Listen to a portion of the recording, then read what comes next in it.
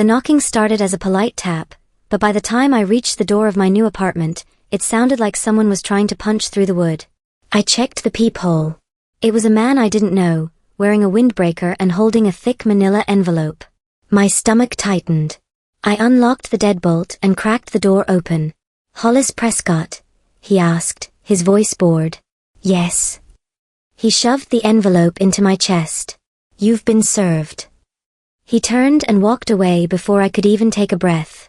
My hands trembled as I tore open the flap. I pulled out a stack of legal documents, heavy and crisp. The bold text at the top made my knees buckle. Civil summons. Plaintiffs, Garrick and Deidre Prescott. Defendant, Hollis Prescott. My parents were suing me. I leaned against the doorframe, my vision blurring as I read the complaint. They weren't just suing me for back rent or a borrowed utility bill. The header read, "Plaintiffs seek $50,000 for loss of projected income and breach of verbal tenancy." My name is Hollis Prescott. I'm 22 years old, a logistics manager who worked double shifts to escape a nightmare, and the daughter of two people who viewed parenthood as a business transaction. I thought moving out 3 months ago was the end of it. I thought silence was my victory. But as I stared at the dollar amount, money I didn't have, I realized the truth. They weren't just angry that I had escaped. They were trying to bankrupt me for daring to leave. 6 years ago, I didn't know my parents were keeping a ledger. I was just a 16-year-old kid proud of her first paycheck. I had spent 2 weeks scrubbing grease fryers at a fast food joint, coming home smelling like old oil and onions. When I finally got that first check for $300, I felt rich. I sat at the kitchen table, imagining buying a new pair of jeans and maybe saving for a car. My mother, Deidre, walked in. She didn't smile. She didn't say good job. She just slid a piece of paper across the table. It looked like a restaurant bill. "What is this?" I asked. "Your invoice," she said, tapping the paper. I read the items listed in her sharp, cursive handwriting. Room usage, $100. Electricity share, $50. Water, $30. Food preparation fee, $60. That's almost all my money," I stammered. My father, Garrick, walked in from the living room, opening a beer. He leaned against the counter, looking down at me. "Welcome to the real world, kid. Nothing is free. You think the lights stay on by magic? You have a job now. You contribute." I looked from him to the invoice. I felt small and confused. My friends didn't pay to live in their own bedrooms. But my parents looked so serious, so authoritative. I wanted to be a good adult. I wanted to show them I was responsible. So, I signed my check over to them. I didn't know it then, but I wasn't paying a bill. I was paying the first installment of my own captivity. By the time I was 17, the fees had evolved from a shock into a system. My parents didn't just charge me for existing, they monetized every comfort.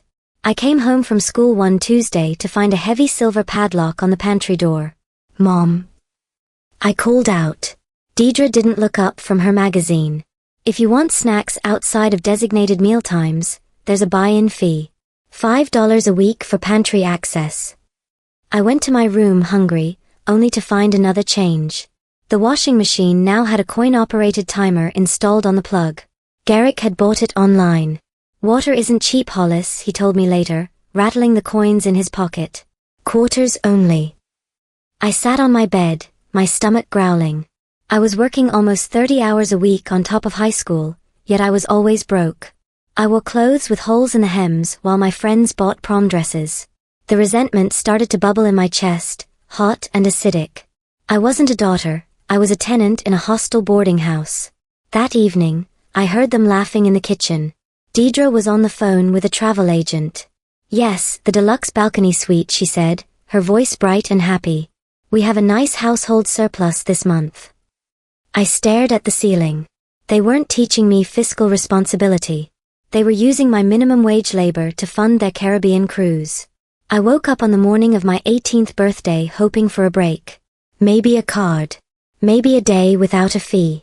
I walked into the kitchen, and there was a document waiting on my placemat where a cake should have been. "Happy birthday," Garrick said, pointing to a pen. It was titled Residential Lease Agreement. I scanned the terms, and my blood ran cold. The room usage fee I had been paying was gone. In its place was market rent, $1,200 a month. For a 10 by 10 bedroom in a house they had owned for 20 years. "I can't afford this," I whispered, tears pricking my eyes. "I'm supposed to start community college in the fall. If I pay this, I can't pay tuition." Garrick shrugged, taking a sip of coffee. "Then work more. College is a luxury. Housing is a necessity. You're an adult now, Hollis. Market rates apply." He refused to sign the paper himself. "We'll keep it verbal," he said, his eyes hard. "But in this house, your word is a contract. You agree to stay until you're 25 to stabilize the household budget. That's the deal. Or you're out on the street tonight." I looked at the front door. I had no savings, no car, and nowhere to go. Fear gripped my throat. I was trapped. I nodded slowly, verbally agreeing to their terms. That night, instead of celebrating, I called the admissions office and withdrew my application. My future had been cancelled to pay their mortgage. 2 years passed. I was 20, working endless shifts, and secretly hiding cash in an old shoebox taped under my dresser drawers. I had labeled it my freedom fund. I needed a car to get a second job, to save enough to finally leave. I bought a beat-up sedan from a neighbor for cash, thinking I was finally making progress. 3 weeks later, the engine died in the driveway. Garrick came out, wiping grease from his hands. He popped the hood and poked around for 10 minutes. "Alternator is shot," he said, shaking his head. "And the belt snapped. I can fix it, but the parts are expensive. Imported." "How much?" I asked, panic rising. $800. Cash. "I need it now to order the parts, or I call the tow truck to scrap it. You can't have a junk car in my driveway. HOA rules." I felt sick. $800 was almost my entire escape fund. But I needed the car to work. I went inside, untaped the box, and handed him the stack of bills. I felt like I was handing over my freedom. A week later, I was cleaning out the garage and found a crumpled receipt from the auto parts store in the trash. Alternator, $90. Belt, $25. Total, $115. He hadn't just fixed my car. He had marked up the price by 600%. He had looked me in the eye and stolen my savings. He wasn't teaching me a lesson. He was actively sabotaging me to keep me there forever. At 22, I was physically and mentally drained. My life had become a blur of double shifts at a massive distribution warehouse, scanning barcodes and lifting crates until my back throbbed. I was just a cog in a machine, exactly where my parents said I belonged. But one Tuesday, during a break in the employee lounge, I saw a neon flyer pinned to the corkboard that would change my entire trajectory. The company was offering a logistics management certification. It was an intensive 6-month program, fully paid for by the corporation to upskill internal employees. I tore the contact tab off the flyer with shaking hands. For years, Garrick and Deidre had drilled into my head that I was unskilled labor, lucky to have a roof over my head because I wasn't smart enough to survive the real world. But as I read the syllabus online, supply chain mathematics, inventory systems, fleet management, it didn't look hard. It looked like a puzzle I was born to solve. I enrolled in secret. I knew the drill. If my parents found out I was studying, they would assume I had free time. Free time meant I could work more hours to pay them, or they'd invent new chores to fill the gap. So I lied. I told them I was picking up extra overtime shifts. Instead, I spent my evenings at the public library, devouring textbooks under the hum of fluorescent lights. 6 months later, I passed the final exam with the highest score in the district. I didn't just get a certificate, I got a job offer from a logistics firm in the next town over. Starting salary, $65,000 a year. I stared at the offer letter in my car and wept. I wasn't worthless. I was a manager. The job offer was my golden ticket, but I knew leaving 34 Maple Drive would require the precision of a military extraction. If Garrick or Deidre smelled that I had access to real money, they would drain me dry before I ever reached the door. I needed a security deposit and first month's rent for a new apartment, about $3,000 total. I became a ghost in my own life. I continued paying the Prescotts their market rent of $1,200 to keep them calm, playing the role of the submissive, beaten-down daughter. But in the margins of the day, I was liquidating everything I owned. I sold my old video game console, a designer purse I'd found at a thrift store, and even my winter coat on online marketplaces. I funneled the cash into a digital bank account they didn't know existed, terrified that a bank statement would arrive in the mail and blow my cover. The tension was suffocating. One evening, I came home to find Deidre holding a crumpled piece of glossy paper. It was a brochure for an apartment complex I had accidentally dropped in the bathroom trash can. Her eyes were narrow, scanning my face for a lie. "What is this, Hollis?" she asked, her voice tight with suspicion. "Are you getting ideas?" My heart hammered against my ribs like a trapped bird. "No," I lied, forcing my face to remain blank. "It's for a girl at work. She's getting evicted."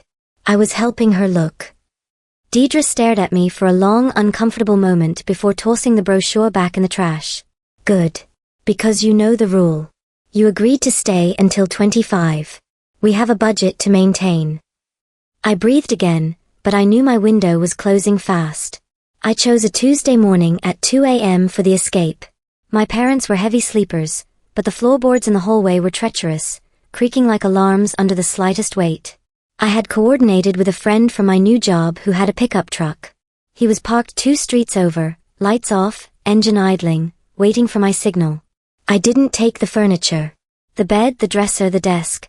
My parents claimed they owned it all anyway because it was in their house. I only took what I had bought with my own blood and sweat. I packed my clothes, my laptop, and my documents into 3 black heavy-duty trash bags. It looked like I was taking out the garbage, but I was taking out my life. I crept down the stairs, stepping on the extreme edges of the steps to stay silent. The house was dark and oppressive, filled with the ghosts of every dollar they had squeezed out of me. On the kitchen counter, right next to the coffee maker where Garrick would look first thing in the morning, I left my house key and a note. It was short and final: "I'm done. Good luck with the bills."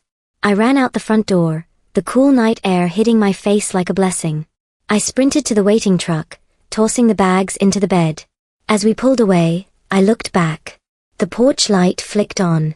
The front door flew open. Garrick stepped out in his bathrobe, his mouth open in a silent scream of rage. But I was already gone, watching him shrink in the rear-view mirror. 2 days later, I was sitting on the floor of my new apartment. It was empty, echoing, and smelled of cheap carpet cleaner, but to me, it smelled like victory. I had no furniture, just a mattress on the floor and a box of cereal, but I had never felt richer. My phone, however, was a war zone. I had 57 missed calls. The voicemail started out deceptively sweet, a manipulation tactic I knew well. "Hollis, honey, where are you? We're worried." That was Deidre, playing the concerned mother, likely hoping guilt would drag me back. But by noon, when they realized I wasn't answering, the tone shifted violently. "You ungrateful little brat. Who is going to pay the electric bill? It's due on Friday." That was Garrick, the mask slipping completely. It was never about missing their daughter. It was about missing their income stream. I listened to one more, just to confirm my decision. "You can't just leave," Garrick's voice growled on the recording, thick with entitlement. "We had a deal. You owe us for this month. You come back here right now and pay your share, or there will be consequences." I didn't reply. I didn't negotiate. For the first time in my life, I had the power of distance. I pressed the block caller button on both of their numbers. The silence that followed was heavy, but peaceful. Then, a notification pinged on my laptop. An email from Garrick. The subject line wasn't "Please come home." It was, "Notice of breach of agreement." He wasn't acting like a father, he was acting like a disgruntled landlord.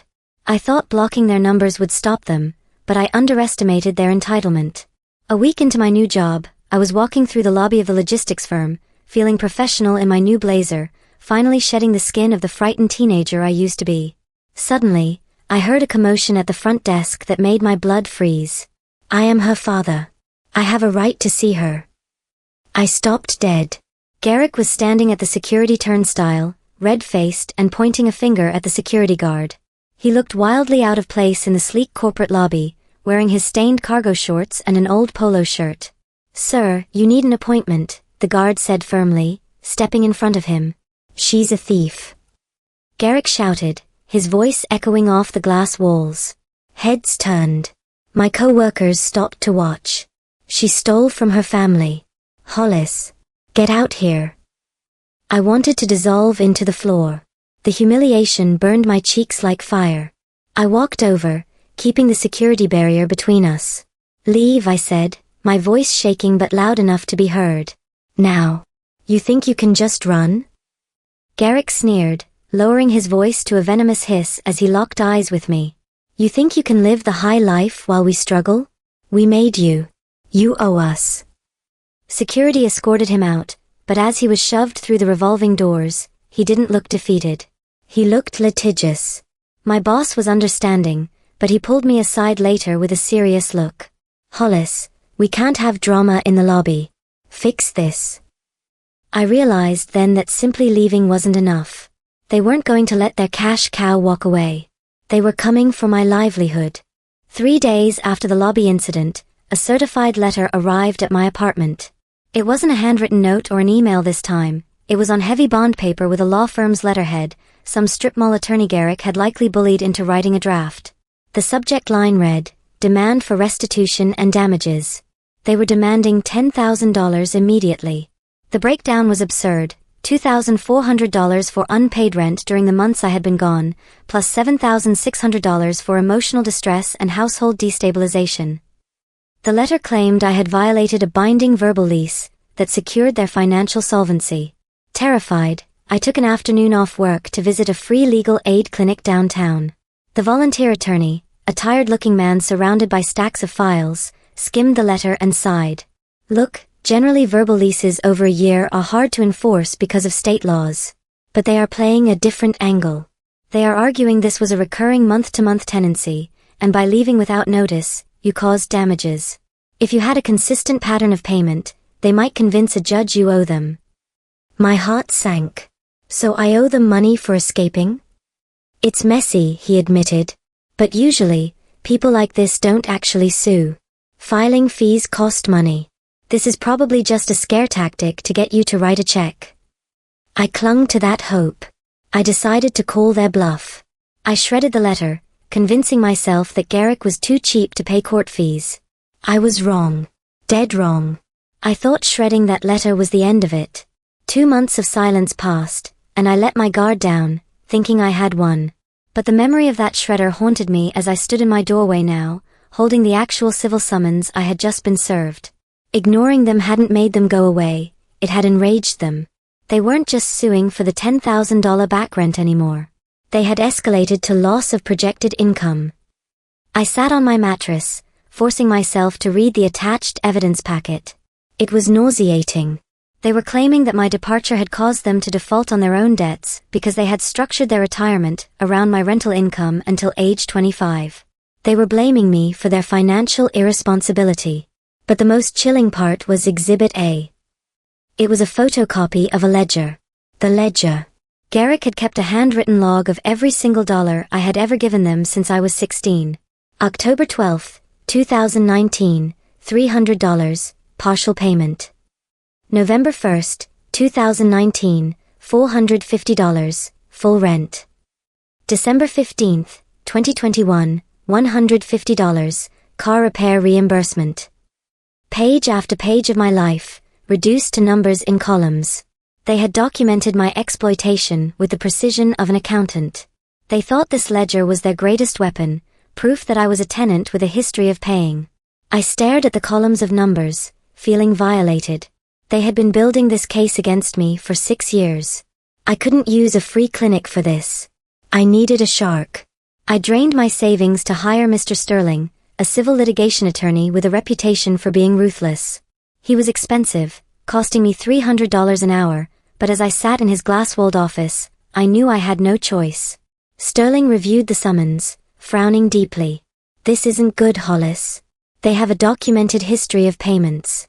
If they can convince a judge that you entered a verbal contract to support the household until 25 in exchange for housing, you might be liable for the breach.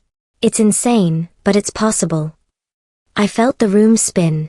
So I have to pay them for the privilege of being their daughter? We need to attack the validity of the contract, Sterling said, tapping his pen. Did they treat this as a business? Did they follow landlord-tenant laws?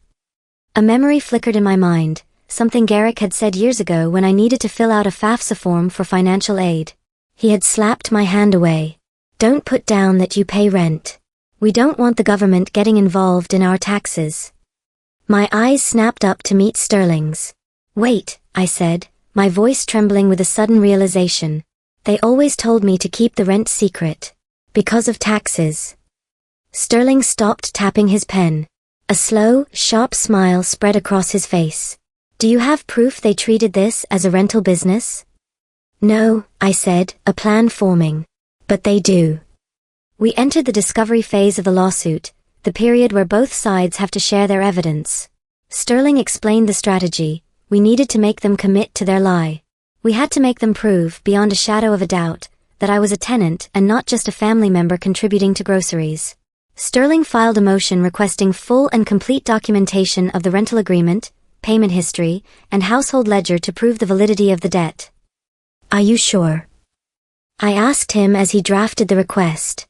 This feels like we're helping them make their case against me. Trust me, Sterling said. We want them to go on record. We want them to say, under oath and in writing, yes, this was a business transaction. Yes, she was a tenant paying market rent. We need them to be so confident that they hand us the rope to hang them with. Garrick and Deidre took the bait immediately. They were eager to prove how much I owed. Within a week, their lawyer sent over a thick packet, the original ledger, bank deposit slips matching my withdrawals, and a sworn affidavit stating that the primary purpose of my room was rental income. They thought they were winning. They had no idea they were signing their own confession. While Sterling handled the paperwork, I took a day off to visit the county records office. I needed the smoking gun to match the bullet they had just handed us. The office smelled of old dust and bureaucracy. I walked up to the counter, my heart pounding in my ears. I need to pull the property tax records for 34 Maple Drive, I told the clerk. For the last 6 years. She pointed me to a computer terminal. I typed in the address. The Prescott name popped up. I clicked through the history, year by year. 2019, homestead exemption claimed. 2020, homestead exemption claimed. 2021, homestead exemption claimed. I scrolled to the details. In our state, to claim the full homestead exemption, which saved them thousands in taxes, the homeowner had to certify that the property was strictly a primary residence and generated no commercial or rental income. There it was. In black and white. For 6 years, they had told the IRS and the county that the house was purely residential to avoid taxes. Now, they were telling the civil court that it was a rental business to sue me. They couldn't have it both ways. I printed the documents, my hands shaking not with fear, but with adrenaline. I had them. The deposition took place in a sterile windowless conference room 3 weeks before the trial. A court reporter sat in the corner, typing silently as Mr. Sterling grilled my father. I sat next to Sterling, watching Garrick across the table. He leaned back in his chair, looking smug and entirely too comfortable. He thought this was his moment to shine, to lecture us on the facts of the case. Mr. Prescott, Sterling asked, his voice monotone, you claim that the defendant, Hollis, was not merely a family member contributing to chores, but a legal tenant with a financial obligation. Is that correct? Absolutely, Garrick scoffed, adjusting his tie. We had a verbal lease. She occupied a room, used utilities, and paid market rent. It was a business arrangement. She was an adult tenant, and she broke her lease. Sterling slid the ledger Garrick had provided across the table. And this ledger represents the rental income you collected? Every cent, Garrick said, tapping the paper. It proves she knew the rate. She paid it for years until she decided to run out on her bill. I saw a flicker of triumph in Garrick's eyes. He thought he was nailing the coffin shut on my defense, proving I owed the money. He had no idea he was digging his own grave. Sterling simply nodded, closed his folder, and offered a thin, dangerous smile. Thank you, Mr. Prescott. No further questions. We didn't show him the tax records. We saved the kill shot for the judge. 1 week before the trial, my phone rang. The screen displayed, unknown caller. I usually ignored these, but something made me answer. Hollis. It was Deidre. Her voice wasn't screaming this time. It was soft trembling, a tone she reserved for when she wanted something. Hollis, honey, this has all gone too far. Your father is so stressed. His blood pressure is through the roof. I didn't speak. I just listened to the manipulation unfold. We're willing to offer you a settlement, she continued, rushing her words. If you wire us $20,000 today and sign a statement apologizing for the breach, we will drop the lawsuit. We can be a family again. We just need to fix the budget hole you left. A settlement. They were scared. Or broke. Probably both. For a split second, the old guilt flared up, the programming they had installed in me since birth to be their caretaker. But then I remembered the padlock on the pantry. I remembered the invoice on my 16th birthday. I remembered the look on Garrick's face when he overcharged me for car parts. You don't want a family, Mom, I said, my voice steady. You want a tenant. And I don't negotiate with landlords who sue me. Hollis, don't be stupid, she started to snap, the mask slipping. See you in court, I said and hung up. The morning of the trial, the air in the civil courtroom felt heavy enough to choke on. Garrick and Deidre had dressed the part of the grieving, abandoned parents. Deidre wore a modest cardigan and dabbed at dry eyes with a tissue. Garrick wore a suit that was too big for him, looking humble and weary. Garrick took the witness stand, confident and rehearsed. Under questioning from his own attorney, he painted a vivid picture of betrayal. Your Honor, Garrick testified, his voice shaking with feigned emotion, we planned our retirement around this income. We sacrificed everything to raise her, and we had a deal. Her leaving overnight devastated us financially. We are just asking for what was promised. Judge Holloway looked over his glasses at me, his expression unreadable but stern. It seems clear there was an arrangement, Ms. Prescott, he said, flipping through their ledger. You paid regularly. You stopped abruptly. On the surface, their claim for lost income has merit. My stomach dropped. The Prescotts exchanged a quick smirk across the aisle, a look of pure malice. They thought they had won. They thought the performance was enough. Ms. Prescott, the judge said, turning to me. Your defense. I stood up, my legs shaking, but Mr. Sterling placed a hand on my shoulder. We are ready, Your Honor, he said. Mr. Sterling walked to the center of the room. He didn't offer a speech. He just held up 2 pieces of paper. Your Honor, the plaintiffs claim my client was a tenant paying market rent, Sterling said, holding up their ledger in his left hand. They have sworn under oath that this was a business arrangement generating rental income. Yes, we established that, Judge Holloway said impatiently.